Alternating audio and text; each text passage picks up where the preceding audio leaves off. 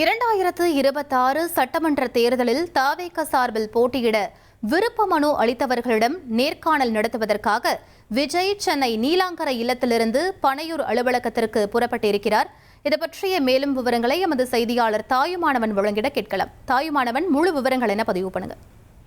2026 சட்டமன்ற தேர்தலில் தமிழக வெற்றி கழகத்தின் தரப்புல போட்டியிட விருப்ப மனு அளித்தவர்களிடம் விஜய் அவர்கள் இன்று முதல் நேர்காணல்ல ஈடுபட இருக்கிறார். இதற்காக நீலாங்கரை இல்லத்திலிருந்து தற்போது பனையூர் அலுவலகத்தை நோக்கி புறப்பட்டிருக்கிறார். குறிப்பா தமிழக வெற்றி கழகத்தை பொறுத்தமட்டில் தற்போது வரை யாருடன் கூட்டணி என்பது தொடர்பான அறிவிப்பு என்பது இன்னும் வெளியாகவில்லை.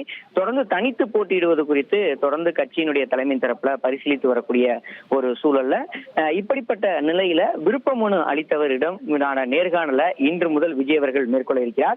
குறிப்பா அரியலூர், தஞ்சாவூர், திருவள்ளூர், அரக்கோணம், விருகம்பாக்கம், கிணத்துக்கடவு, சேலம் தெற்கு, புதுக்கோட்டை, கும்மிடிப்பூண்டி ஆகிய தொகுதிகளுக்கு தற்போது விருப்ப மனு அளித்தவர்கள் தற்போது நேரடியாக இங்கே பனையூர் அலுவலகத்திற்கு வருகை தந்திருக்கிறார்கள். இங்கே பனையூர் அலுவலகத்திற்கு வருகை தந்தவர்களிடம் விஜய் அவர்கள் நேரடியாக 1-to-1 என்ற அடிப்படையில நேர்காணல்ல ஈடுபட இருக்கிறார்.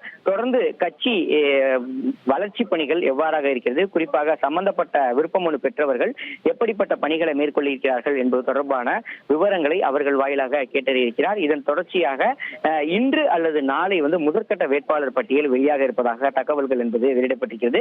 இதில் தவேகாவுடைய முக்கிய நிர்வாகிகளாக இருக்கக்கூடிய பொதுச் செயலாளர் ஆனந்த், பொருளாளர் வெங்கட்ராமன் மற்றும் அருண்ராஜ் ஐஆர்எஸ் ஆகியோர் முதல் நாளான நேர்காணல்ல இன்றைய தினம் பங்கேற்பதற்காக இங்கே வருகை தந்திருப்பதை பார்க்க முடிகிறது. தொடர்ந்து பல்வேறு ஊர்களில் இருந்து விருப்ப மனு பெற்றவர்கள் தொகுதி வாரியாக வரவழைக்கப்பட்டு தற்போது அந்த நேர்காணல் என்பது இன்னும் சற்று நேரத்தில் தொடங்க இருக்கிறது. தற்போதைய நிலையில் நீலாங்கரை இல்லத்தில் இருந்து புறப்பட்டிருக்கக்கூடிய அவர் பனையூர் இல்லத்திற்கு விஜய் அவர்கள் இன்னும் சற்று நேரத்தில் வர இருக்கிறார். விவரங்களுக்கு நன்றி தாயுமானவன். உங்கள் தந்திவன் தொலைக்காட்சியில் காதலும் கலகலப்பும் நிறைந்த ஒரு புத்தம் புதிய ஃபேண்டசி தொடர் ராஜா ராணி தினமும் இரவு 8 மணிக்கு.